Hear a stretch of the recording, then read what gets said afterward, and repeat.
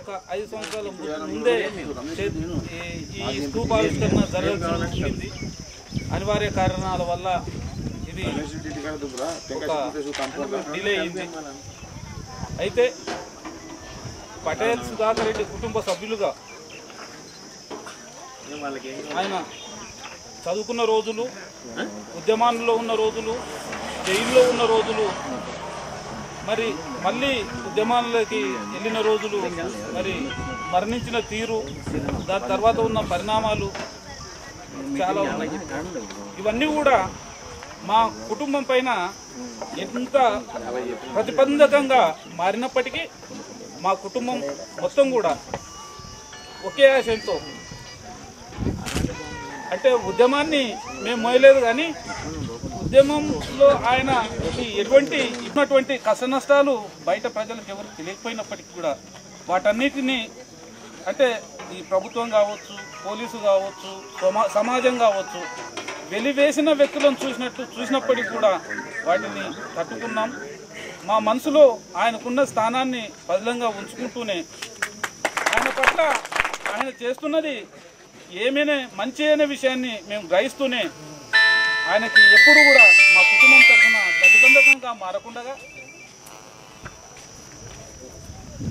ఆయన ఉద్యమంలో ఉన్నప్పుడు కానీ, చదువుకునే రోజులు కానీ, జైల్లో ఉన్నప్పుడు కానీ,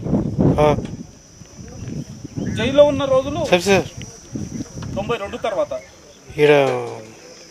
ఆయనతో మా కుటుంబం బాగా సన్నిహితంగా ఉన్న రోజులు అదేనేమో. చదువు తర్వాత ఉద్యమం 92లో అరెస్ట్ అయినప్పుడు, జైల్లో ఉన్నప్పుడు మాత్రమే మా అందరితో కాస్త చదువుగా ఆయనతో అందరము ఆయన భావాలను పంచుకునే అవకాశం ఏర్పడింది బహుశా జైల్లోనే. సమాజంలో చాలా అపోహలు ఉన్నాయి. కొంతమంది ఎదవలు ఎన్నో పేలాపేలను చేసినారు. ఉద్యమం అంటే ఏంది, వీళ్ళు దేనికోసము నమ్ముకున్నారు, దేనికోసము ప్రాణత్యాగం చేశారు, వాళ్ళ విలువలు ఏమున్నాయి, ఈ విలువలు లేని కొంతమంది నాయకులు, పని లేని కొంతమంది ఎదవలు కలిసి సృష్టించినటువంటి ఎన్నో వదంతులు మేము ఎదుర్కొన్నాం. మేము ఎంత బాధపడినా బయట ఎక్కడ చెప్పుకోలేదు. ఈవెన్ ఉద్యమంలో భాగస్తులైన వ్యక్తులకు కూడా మేము ఎటువంటి బాధలకి, ఎటువంటి అవమానాలకి, ఎటువంటి నిందలకి, నీలాప నిందలకి ఎదుర్కొన్న విషయాన్ని ఈరోజు వరకు మేము ఎవరికి కూడా చెప్పుకోలేదు. కారణం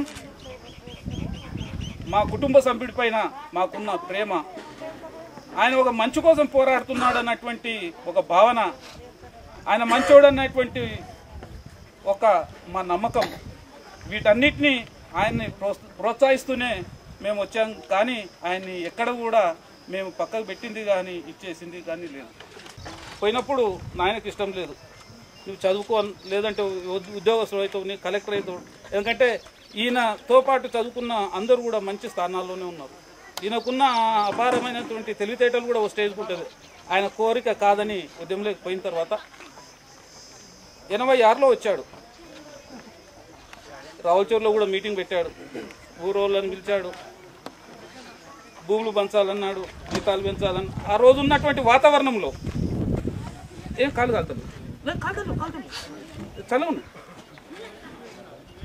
మరి ఆ రోజు ఊరు పెద్ద ఉన్న మా నాన్న మరి వ్యతిరేకంగా ఒక కొడుకు వచ్చి ఊర్లో మీటింగ్ పెట్టి అందరినీ సమీకరించి మరి కుటుంబానికి వ్యతిరేకంగానే చేస్తున్నాడు అనేటువంటి భావన, ఒక సంఘర్షణాత్మక పెద్దలందరూ వచ్చి ఈ చిన్న ఊర్లో ఉండి రాజకీయ తరగతులు 1 నెల రోజులు ఇక్కడనే అందరు పెద్దలు వచ్చారు. రాజకీయ తరగతులు 1 నెల రోజులు స్కూల్లో ఉండి ఎండాకాలం సెలవుల్లో స్కూల్లో ప్రతి ఒక్క బీదవాని ఇంట్లో కూడా సద్ది రొట్టె కూడా తినిపోయినటువంటి నాయకులు చాలామంది ఉన్నారు. వాళ్ళు నాయకులు ఎదిగినారు, చాలామంది చనిపోయినారు, పేరు తెచ్చుకున్న వాళ్ళు ఉన్నారు. ఆ ఉద్యమాలు రాజకీయ తరగతులు బీజం మరి ఇదే కొత్తరావుచూరులోనే జరిగినాయి. మరి అయినప్పటికీ ఇప్పుడు కుటుంబంతో ఇది పెట్టుకున్నప్పటికీ కూడా ఆయన ఆశయాన్ని కానీ ఇది కానీ వదలలేదు. మాకు కూడా ఏమంటే మా కుటుంబ సభ్యుడు అన్యాయం చేయడం లేదు, మంచి ఉద్దేశంతోనే తన జీవితాన్ని పణంగా పెట్టినాడని మేమందరం భావించాము. ఎల్ల వేళలో కూడా ఆయనకు అండదండలతోనే ఉన్నాం. జైల్లో ఉన్నప్పుడు ప్రతి విషయంలోనూ నేను అక్కడనే ఎల్ఎల్బి చేస్తూ మరి ఆయనతో పాటే ఉండడం జరిగింది. అంటే ఆయనతో పాటు అంటే దాదాపుగా ఒకరోజు హాస్పిటల్ అయితే, ఒకరోజు కోర్టు అయితే, వారంలో 2 రోజులు జైలుకి వెళ్ళాలి. తన గురించి కాకుండా తన తోటి ఖైదీలని దాదాపు 22 రోజులు అమర నిరాహార దీక్ష చేసినటువంటి వ్యక్తి చాలామంది తెలియదు. జైల్లోనే 22 రోజులు అమర నిరాహార దీక్ష చేసి హోమ్ సెక్రటరీ వచ్చి నిమ్మకాయ రసం ఇచ్చి ఈ ఎవరైతే ఈ నక్సలైట్ నాయకులని పొలిటికల్ ప్రిజనర్స్గా గుర్తిస్తేనే అనే దానికి మరి 22 రోజులు అమర నిరాహార దీక్ష జైల్లో చేసినటువంటి వ్యక్తి పటేల్ సుధాకర్ రెడ్డి. ఆ రోజు హోమ్ సెక్రటరీ వచ్చి వీళ్ళ డిమాండ్లను ఒప్పుకొని, ఎందుకంటే ఈయన చదువుకున్నాడు, జైలు మాన్యువల్ తెలుసు, రాజకీయ నాయకులు గుర్తించిన తర్వాతనే ఈయన దీక్ష విరమించినాడు. అంటే దానివల్ల ఈరోజు వీళ్ళకి ఒక ప్రత్యేకమైన రాజకీయ నాయకులను గుర్తిస్తున్నారు, కానీ ఖైదీలాగా గుర్తించే పరిస్థితి ఈరోజు నక్సలైట్ నాయకులు ఎవరైనా అరెస్ట్ అయితే లేదు. మరి ఈయన అదొకటే విషయం కాదు, ఈయన ఎవరు వచ్చినా తన గురించి కాక ఎప్పుడు పోయినా కానీ ఇక పలానా వచ్చినారు చాలా బీదవాళ్ళు, వాళ్ళకి బట్టలు లేవు, లేకుంటే వాళ్ళకి కావాల్సిన నీడ్ ఏదున్నా ఖచ్చితంగా తీసుకొచ్చి ఇవ్వాలనేవాడు. అంటే ఈయన జీవితం మొదటి నుంచి కూడా తన గురించి కన్నా పక్కన వాళ్ళ గురించి ఆలోచన చేసే మనస్తత్వం అయింది.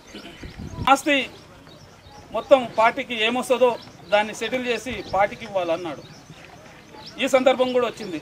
ఇవన్నీ కుటుంబ విషయాలే, కానీ ఈరోజు మాట్లాడవలసిన సందర్భం ఇక ముందు రాకపోవచ్చు, గతంలో కూడా ఎప్పుడు ఎవరి ముందు పెట్టలేదు. అంటే ఈ మాట ఎందుకు చెప్పాల్సి వస్తుంది అంటే ఆయన యొక్క వ్యక్తిత్వం గురించి. ఒక వ్యక్తిత్వం ఎటువంటిది, నా ఆస్తి ఏముందో మీరు తీసుకుంటారా లేకుంటే మందికి అమ్ముతారా, ఏం చేస్తారో అది అమ్మి ఆ డబ్బులు పార్టీకి కట్టాలా, నేను పార్టీలో ఉన్నా, నాకు అవసరం లేదు ఆస్తి, నాకు పార్టీకి ఇవ్వాలని ఒక ఏ స్థాయిలో ఆలోచన చేసే వ్యక్తి అయితే, ఆయన వ్యక్తిత్వం అయితే, ఆయన క్యారెక్టర్ ఏదైతే ఆ విషయాన్ని డైరెక్ట్ నాతోనే డిస్కస్ చేసిన మాట. మరి అది చాలామంది కొంతమంది పెద్దలు కూడా తెలుసు, ఇక్కడ వచ్చిన వాళ్ళు కూడా ఈ విషయం జరిగినది తెలుసు కొంతమందికి. అటువంటి వ్యక్తిని ఉన్నందుకు మేము గర్వపడతాం, కానీ ఎక్కడ బాధపడలేదు. మరి ఆయన చేసే పోరాటంలో ఎప్పుడన్నా కలిసినప్పుడు మళ్ళీ ఎప్పుడు అని బాధతో అడిగినప్పుడు ఒక పిఎం అని చెప్పేవాడు. పోస్ట్ మార్టం పిఎం అంటే పోస్ట్ మార్టంలో కలుతామని, అంటే మనిషిని బాధ పెట్టనిగా చెప్తున్నాడు.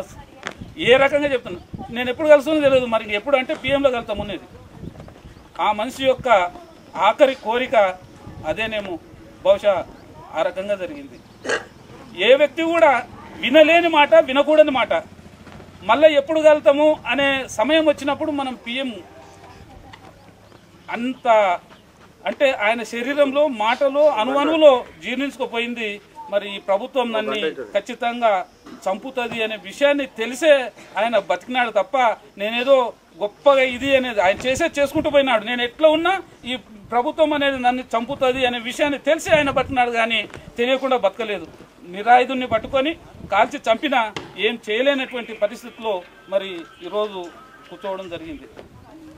వాస్తవంగా ఆయన మహారాష్ట్రలో దొరికినా తీసుకొచ్చి లవాల అడవుల్లో హెలికాప్టర్ ఎంగేజ్ చేసుకొని అక్కడి నుంచి తీసుకొని వచ్చి ఇక్కడ కాల్చి చంపి, నిరాయుధుని కాల్చి చంపి ఎన్కౌంటర్ కట్టుకథలు అల్లినా ఈరోజు దాని మీద ఏం చేయలేనటువంటి పరిస్థితుల్లో కానీ మేము ఆయనని మర్చిపోలేక ఆయన యొక్క జ్ఞాపకాలని పదిలంగా ఉంచుకునేటువంటి ఉద్దేశంతోనే ఆయన స్మృతులని మేము పదిలంగా ఉంచుకున్నాలనేది, ఆయన ఆశయాలను కూడా గుర్తించుకునే విధంగా ఆయన మర్చిపోలేక ఈరోజు ఈ స్తూప ఆవిష్కరణ చేసుకుంటూ మరి ఈ కార్యక్రమానికి వచ్చిన ప్రతి ఒక్కరికి నేను చేతులు జోడించి ధన్యవాదాలు తెలుపుతూ